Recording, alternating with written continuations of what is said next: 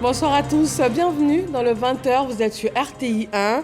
À l'une ce soir, la rencontre du président Alassane Ouattara avec le président du panel de haut niveau sur la sécurité et le développement au Sahel. L'ancien président du Niger, Mahamadou Issoufou, a été reçu ici à Abidjan par le chef de l'État ivoirien.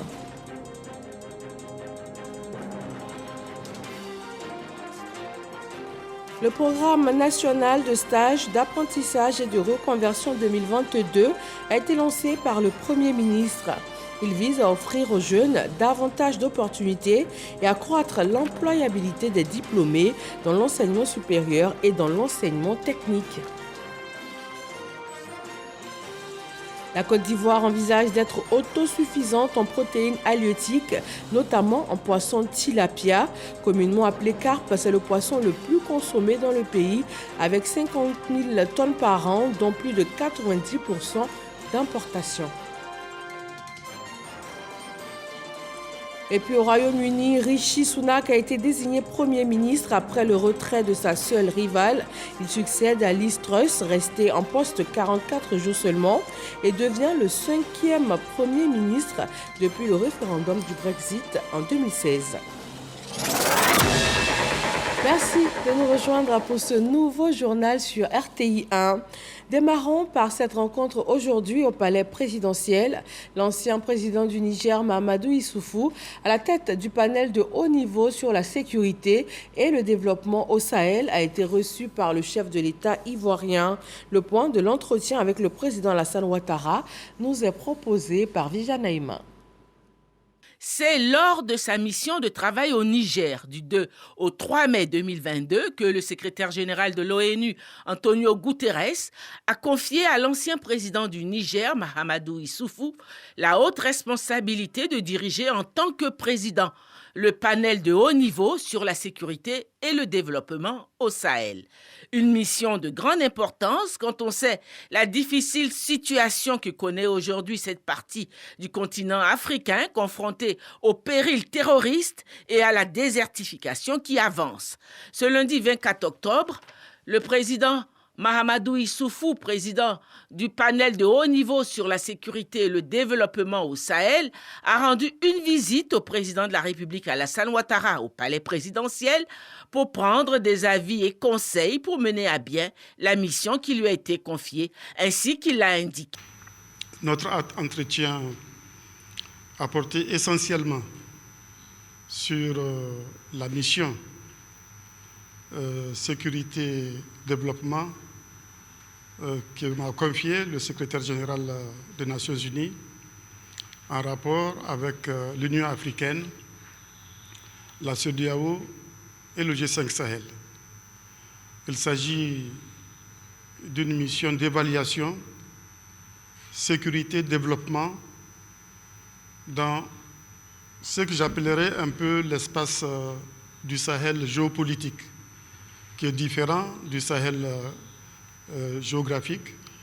C'est tout cet espace où existent les menaces des organisations terroristes et criminelles. Il y a une vingtaine de pays concernés et tous ces pays sont confrontés non seulement aux défis sécuritaires, mais à d'autres défis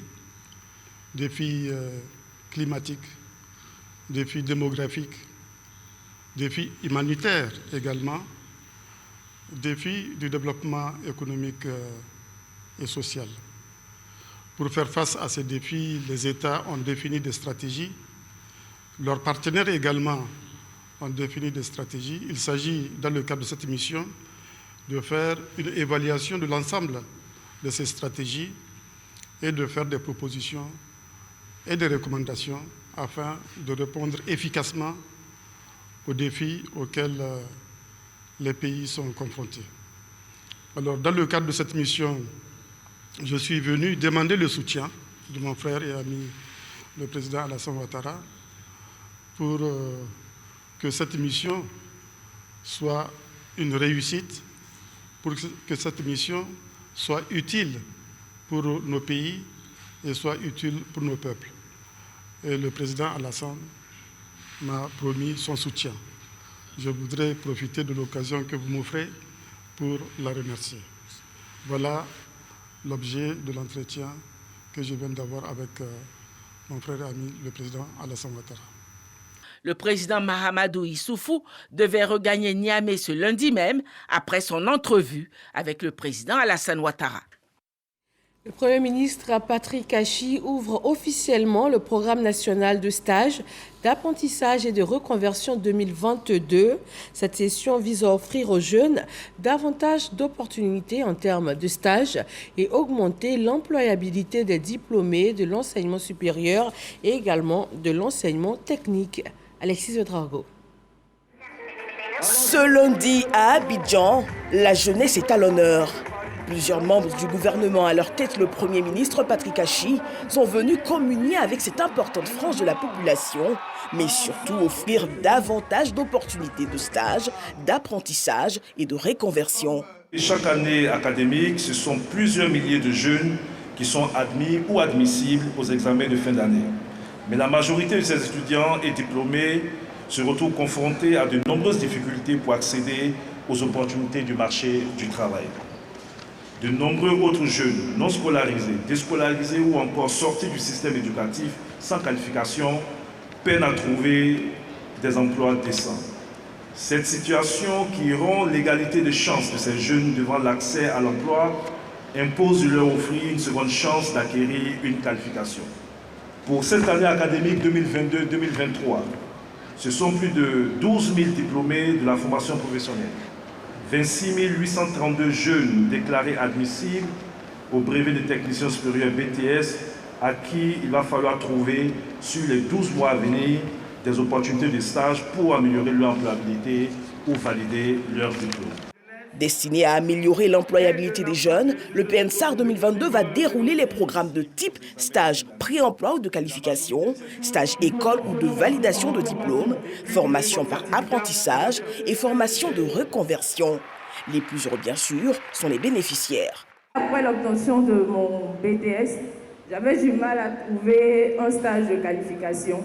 C'est en cela que je me suis tournée vers l'agence Emploi Jeunes, qui était déjà passé à mon école pour donner des formations et des informations sur les différents programmes qu'offre l'agence Emploi Jeunes.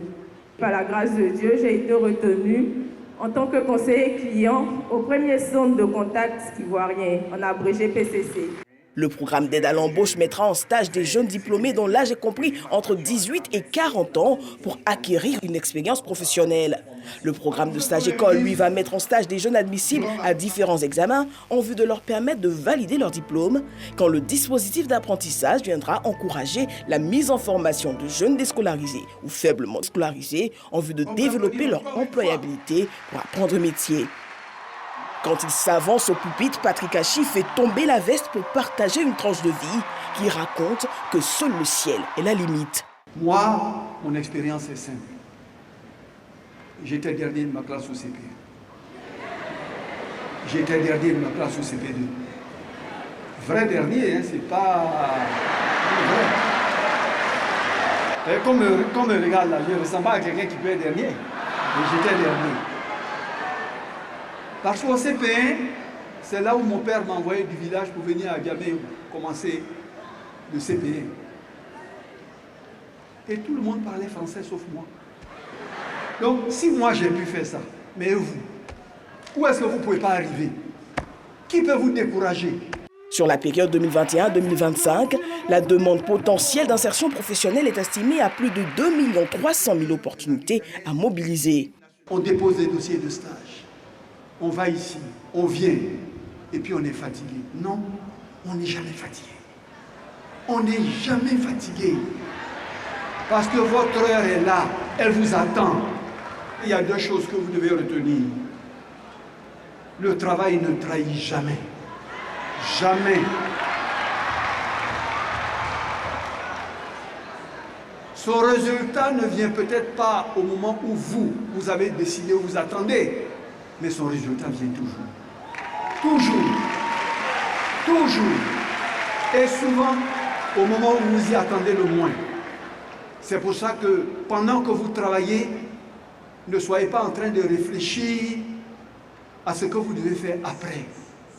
Parce qu'à force de chercher à réfléchir à ce que vous devez faire après, au poste qu'on doit vous donner, que vous méritez, qu'on ne vous donne pas, finalement vous ne travaillez pas assez.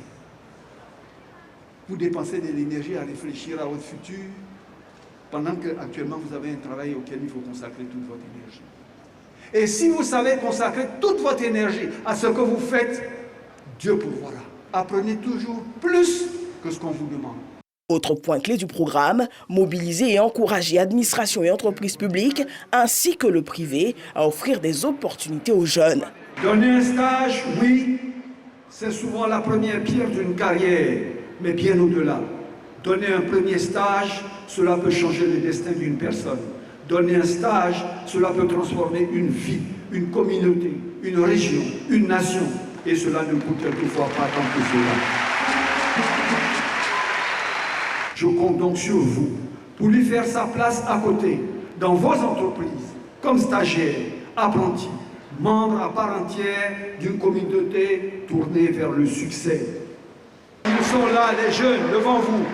Chacun parmi eux a un talent, un génie que lui-même ignore, mais que votre entreprise permettra de réunir. La vision portée par l'axe 4 du programme social du gouvernement traduit en actes la volonté concrète du chef de l'État de mettre toujours la jeunesse au cœur des priorités nationales. Le président de l'Assemblée nationale a procédé à une remise de véhicules aux députés, présidents de commissions ou de groupes parlementaires. Adama Bictogo annonce aussi l'exécution prochaine pour d'importants projets en vue de renforcer l'image de l'institution. Moussa Konaté. Des véhicules pour les députés membres du bureau de l'Assemblée nationale, présidents de commissions et de groupes parlementaires. C'est une volonté du président Adama Bictogo afin de faciliter la mobilité de ses élus. Sont concernés par cette dotation. Un questeur, 8 secrétaires de bureau, 3 présidents de groupes parlementaires et 5 présidents de commission. 17 véhicules au total remis. Après avoir reçu leurs clés, les bénéficiaires se félicitent de ces gestes qui contribuent au rayonnement de leurs fonctions au service de l'Assemblée nationale. Vous comprenez aisément notre joie de recevoir ces véhicules qui honorent notre fonction, qui honorent notre institution, mais surtout qui honore une promesse. Le président de l'Assemblée nationale engagé à accroître la capacité opérationnelle de l'hémicycle et améliorer la qualité du travail de l'institution parlementaire. En plus de cette remise de véhicules, d'autres chantiers sont annoncés. Depuis donc quelques jours, j'ai entamé des discussions avec le Premier ministre sur instruction du président de la République, à l'effet donc d'avancer sur la réalisation de ces infrastructures qui permettront à chaque député de disposer d'un bureau individuel permettant ainsi aux députés d'avoir une présence permanente à l'Assemblée. Il y a donc la digitalisation qui est entamée. Chaque député aura son iPad pour pouvoir donc avoir accès à l'Assemblée, aux textes, sans avoir besoin d'aller dans les casiers. Notre Assemblée sera donc dans quelques jours au diapason des assemblées modernes. Le président Adama Bictogo exhorte également les députés à se rapprocher davantage des populations et à être à leur écoute. Le Sénat de la Côte d'Ivoire et celui de la France évaluent l'accord de coopération qui les lie depuis maintenant 2018. Le président du Sénat de Côte d'Ivoire est en France. Le point de cette rencontre bilan avec nos envoyés spéciaux Adama Kéré et Kader Sokodogo. Paris, 15 rue de Vaugirard, siège du Sénat français. Il est 18h30, heure locale, quand le président du Sénat de Côte d'Ivoire, Jeannot Ahoussou-Kouadio, est accueilli par son homologue français, Gérard Larcher. À sa création en 2018, la Chambre haute du Parlement ivoirien, le Sénat, avait noué un accord de coopération avec le Sénat français qui est né de la Constitution de la Ve République en 1958 avec comme un des signataires Félix Houphouët-Boigny. Échange entre les deux délégations et signature du livre d'or. La bonne santé des relations entre la Côte d'Ivoire et la France reste de mise.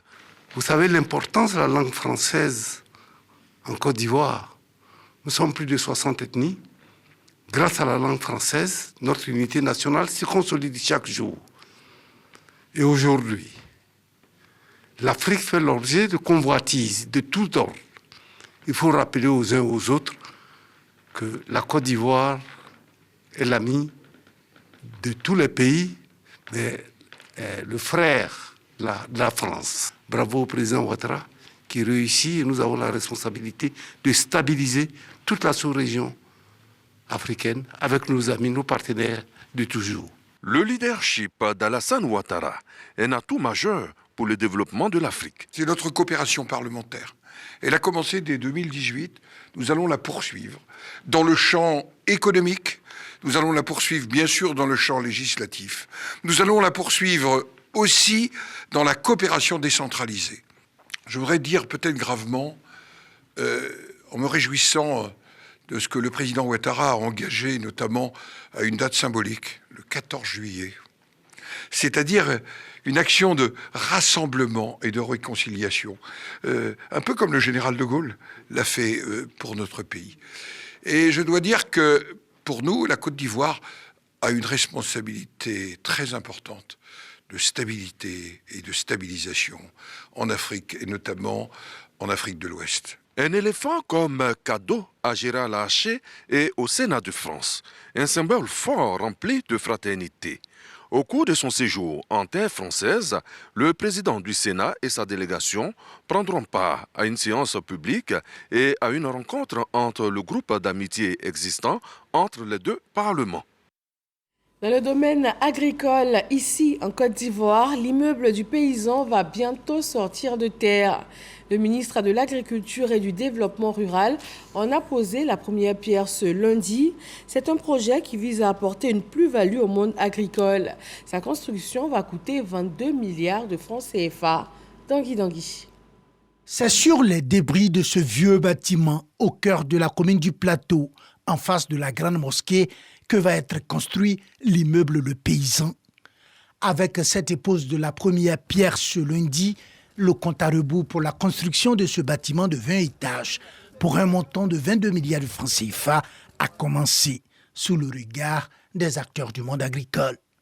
Un moment que le ministre et le président de la Chambre nationale d'agriculture enregistrent comme historique et porteur d'espoir pour le monde agricole. Notre partenaire marocain Get Contractor a cru en la Côte d'Ivoire agricole et donc est venu pour nous aider à bâtir cet édifice qui va valoir à l'échéance du BOT à peu près 50 milliards pour la profession agricole. Et je pense que les problématiques, comment faire pour avoir des ressources, seront adressées définitivement. La profession agricole aura des ressources, donc aura les moyens de sa politique. L'immeuble Le Paysan apportera sans aucun doute une plus-value au monde agricole et nous permettra d'avancer dans la recherche du mieux-être pour nos agriculteurs et pour nos braves paysans. L'immeuble Le Paysan est le fruit d'un partenariat public-privé PPP, notamment d'un bail à construction d'une durée de 25 ans et qui a été signé entre la Chambre nationale d'agriculture et Jet Contractor, un groupe marocain de construction. Dans l'aviculture également, de nouvelles initiatives voient le jour. La Côte d'Ivoire envisage d'être autosuffisante en protéines halieutiques, notamment en poisson tilapia. Communément appelé carpe, c'est le poisson le plus consommé dans le pays, avec plus de 90% d'importation. La Côte d'Ivoire envisage alors une production de 68 000 tonnes par an à compter de l'année 2031. Davis Oyo et Franck Wadio. La Côte d'Ivoire consomme 50 000 tonnes de tilapia par année et seulement 6 voire 8 000 tonnes sont produites localement, soit un gap de 42 000 tilapia importés. Pour aider le gouvernement à réduire donc ses importations et à être autosuffisant en protéines halieutiques, le projet Fish for ACP voit le jour. Il y a des objectifs très ambitieux du gouvernement et le programme va tenter de contribuer à cette dynamique-là qui a été impulsée par le gouvernement de Côte d'Ivoire. Donc nous avons travaillé au cours de la première année avec les acteurs de la chaîne de valeur pour définir une vision du projet. La vision, c'est que d'ici 10 ans, donc en 2031, on ait atteint une production de l'ordre de 68 000 tonnes de poissons. Fish for ACP ambitionne multiplier par 9 la production locale sur la décennie à venir. Ce jour, Toutes les parties prenantes du projet, entre autres, les chercheurs, distributeurs, producteurs et bailleurs échangent sur les critères d'installation des 10 fermes pilotes sur l'ensemble du territoire. Il faut que la ferme, par exemple, ait de l'eau. Il faut que la ferme, par exemple, soit accessible. Il faut que la ferme soit accessible et un minimum, on va dire, de professionnels, c'est-à-dire de techniciens qui soient outillés pour mener l'activité. Le plus important n'est pas d'être sélectionné pour être une ferme de démonstration. Ce n'est pas le plus important. Le plus important, c'est ce qui sera fait sur la ferme de démonstration. Est-ce que je peux m'approprier ça pour faire ça sur ma ferme? C'est l'élément le plus important du projet. Lancé en janvier 2021 et mis en œuvre par l'Organisation des Nations Unies pour l'alimentation et l'agriculture FAO, le projet Fish for ACP vise également à la professionnalisation des acteurs du secteur, à la facilitation d'accès aux aliments et à l'évin de qualité, sans oublier la préservation de l'environnement pour une production pérenne. Le ministère du Budget renforce l'accès aux documents publics. Il a d'ailleurs été primé pour son engagement à la promotion de la loi sur l'accès à l'information d'intérêt public. Ce prix a été présenté par le ministre Moussa Sanogo. Dans le domaine de l'éducation, la ministre de l'Éducation nationale et de l'alphabétisation a distribué plus de 31 000 kits scolaires dans la commune d'Atekoubé. C'est un don du groupe Carré d'Or, une entreprise citoyenne qui vient renforcer la coopération entre le secteur privé et le public. C'est Forazegui. Groupe scolaire Lokodjoro Santé dans la commune d'Atekoubé. C'est dans cette école que Maria Toukone a lancé la distribution des 160 000 kits scolaires offerts par le groupe Carré d'Or. La commune d'Atekoubé a reçu 31 000 kits scolaires au total pour amoindrir les dépenses des parents d'élèves. Une action saluée par le premier magistrat de la commune. Vous êtes une entreprise citoyenne parce que vous avez compris que le citoyen se construit dès l'enfance, dès l'école, pour qu'il ait les valeurs nécessaires pour que demain, il devienne votre client. C'est à travers une poésie que les heureux bénéficiaires expriment leur joie. Tous les enfants, filles comme garçons, doivent être scolarisés, car l'école, c'est le partenaire majeur de la préparation des acteurs de demain. Partenaire de l'école ivoirienne, cette entreprise qui se veut citoyenne s'engage à demeurer aux côtés du gouvernement ivoirien, car l'éducation est la base de tout développement, selon le directeur exécutif. Ce geste de bienfaisance prolonge l'action de l'État, à en croire Maria Toukone, la ministre de l'Éducation nationale et de l'alphabétisation. La place de l'enfant, c'est à l'école et non ailleurs. Et c'est pour cela que le président de la République investit autant dans l'école. Il soutient les familles, il met les moyens à la disposition des familles et les entreprises citoyennes en Côte d'Ivoire nous accompagnent dans ce geste, encourager les familles à scolariser les enfants. Pour la rentrée 2022-2023, l'État de Côte d'Ivoire a distribué 5 319 679 kits scolaires sur l'ensemble du territoire pour un montant de 10 496 807 814 francs CFA. La remise de kits scolaires aux enfants de Côte d'Ivoire est le fruit d'un partenariat public-privé bien scellé au profit de l'école ivoirienne. Le Conseil national de lutte contre la vie chère poursuit sa campagne en vue de la consommation de produits locaux. Une dégustation de pain et de pâtisserie à base de farine made in Côte d'Ivoire a été initiée. Michel Mambo. Consommons ce que nous produisons. Mois d'octobre, mois du consommé local. La 3e édition du concept initié par l'UEMOA suit son cours. Ce matin, dégustation gratuite aux 2 plateaux dans la commune de Cocody. Au menu, du pain, de la viennoiserie et de la pâtisserie à base de farine locale. Un vrai délice pour les papilles gustatives au rendez-vous. Le goûter, c'est très bon. Voilà, j'ai été surpris de goûter un peu ce pain à base de manioc et de maïs. Je pense qu'il est bon, mais nous serons encore plus heureux lorsque nous serons à 100% de farine locale. Je peux vous garantir que pour ce midi, je n'irai pas manger ailleurs parce que je suis satisfait de tout ce que je viens de goûter. Les produits sont très bons, je pourrais même les conseiller à tout le monde. En boulangerie, ce sera 150 francs pour la baguette de pain à base de farine de manioc, autour de 200 francs les croissants et autres viennoiseries, également à base de farine locale, des prix compétitifs pour des produits de qualité. Au début, nous étions à 10%. Aujourd'hui, même on va jusqu'à, pour certains mets, on va jusqu'à même à 50-50. Pour le pain ordinaire, il fait à 30%. Mais pour les quêtes, par exemple, je fais du 50-50. Que ce soit le maïs, que ce soit la banane plantain, que ce soit la patate douce, je fais du 50-50 avec.